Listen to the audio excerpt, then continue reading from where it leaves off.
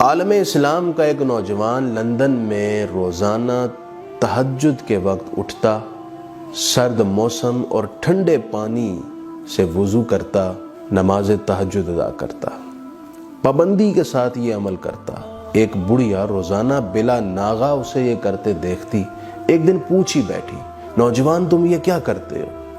نوجوان نے کہا کہ میں اپنے رب کی عبادت کرتا ہوں۔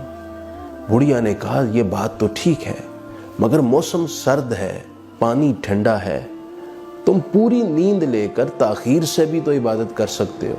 نوجوان نے کہا اگر میں تاخیر سے کروں گا، وقت گزر گیا تو میری عبادت قبول نہیں ہوگی، اس لیے کچھ بھی ہو مجھے وقت پر ہی اپنی عبادت ادا کرنی ہے۔ بڑھیا نے اس نوجوان کی تعریف کرتے ہوئے ایک تاریخی جملہ بولا، کہا نوجوان کیا فولادی ارادہ ہے تمہارا، اس سے تو تم لوہے کو بھی کاٹ سکتے ہو۔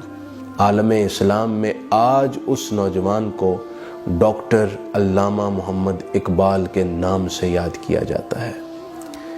خود فرماتے ہیں زمستانی ہوا میں گرچہ تھی شمشیر کی تیزی، نہ چھوٹے مجھ سے لندن میں بھی آداب سحر خیزی۔ جب فولادی ارادہ اور قوت یقین نصیب ہو جائے تو بندہ مومن کسی بڑے سے بڑے جابر اور ظالم کی پرواہ کیے بغیر حق پر ڈٹ جاتا ہے۔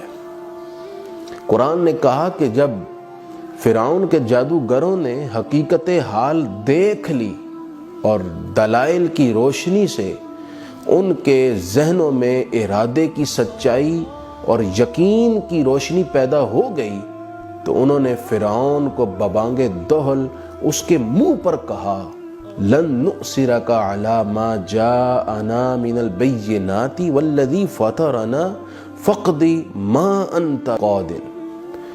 انہوں نے کہا کہ فرعون یہ سب حقیقت دیکھنے کے بعد اب تجھے نہ تو ہم ان روشن دلائل اور حقائق اور نہ اللہ پر ترجیح دے سکتے ہیں، تو جو کرنا چاہتا ہے کر گزر، ہمیں تیرے ظلم اور جبر اور زیادتی کی کوئی پرواہ نہیں ہے۔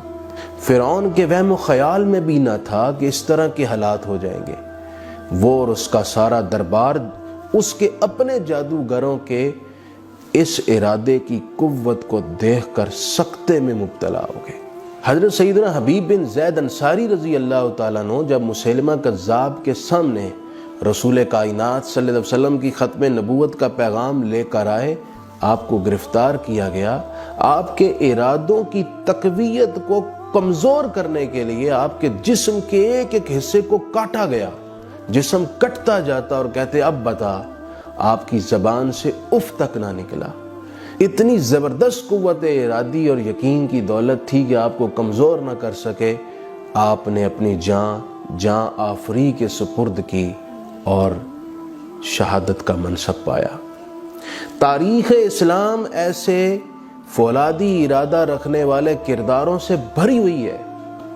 انہی میں سے ایک ارطغرل غازی بھی ہے، جو کمزور اور معاشی طور پر خستہ حال کئی خانہ بدوش قبیلے سے تعلق رکھتے ہیں، مگر ان میں اور ان کے والد سلیمان شاہ میں غیرت ایمانی تھی، اسلامی حمیت تھی، جوش و جذبہ جہاد تھا، جرأت و شجاعت تھی، اسلامی نظریات کے ساتھ اخلاص تھا اور اللہ اور اس کے رسول پر یقین تھا۔ اس ساری طاقت نے ان کو اتنا مضبوط کیا کہ انہوں نے ہر مشکل کو عبور کرتے ہوئے، ہر طوفان سے ٹکراتے ہوئے سلطنت عثمانیہ کی بنیاد رکھ دی، جو آج تاریخ اسلام کی مثالی سلطنت کہی جاتی ہے۔ آج کے نوجوانوں کے لیے ارطغرل غازی کی زندگی اور اس کے کردار میں روشنی ہے۔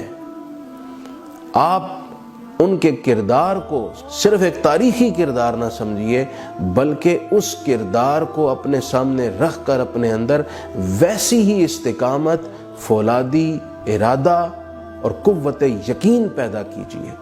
آپ یہ سمجھ جائیے کہ جو شخص زندگی اللہ اور اس کے رسول پر یقین رکھ کر اخلاص اور مسلسل جد و جہد کے ساتھ گزارتا ہے، جو حق کے لیے کھڑا ہوتا ہے، جو مظلوم کے لیے لڑتا ہے، جو دین اسلام کے غلبے کے لیے کوشش پہم کرتا ہے وہ کبھی مرتا نہیں ہے، تاریخ اس کو ہمیشہ یاد رکھتی ہے۔ ارطغرل غازی کو اس دنیا سے گئے ہوئے کتنی صدیاں گزر گئیں، لیکن ان کو ان کے روشن کردار کی وجہ سے آج بھی لوگوں کے دلوں پر حکومت اور اقتدار حاصل ہے۔ اپنی زندگی کو ارطغرل غازی کے کردار کو پیش نظر رکھ کر فولادی ارادے اور قوت یقین کے ساتھ حق کے لیے گزاریے۔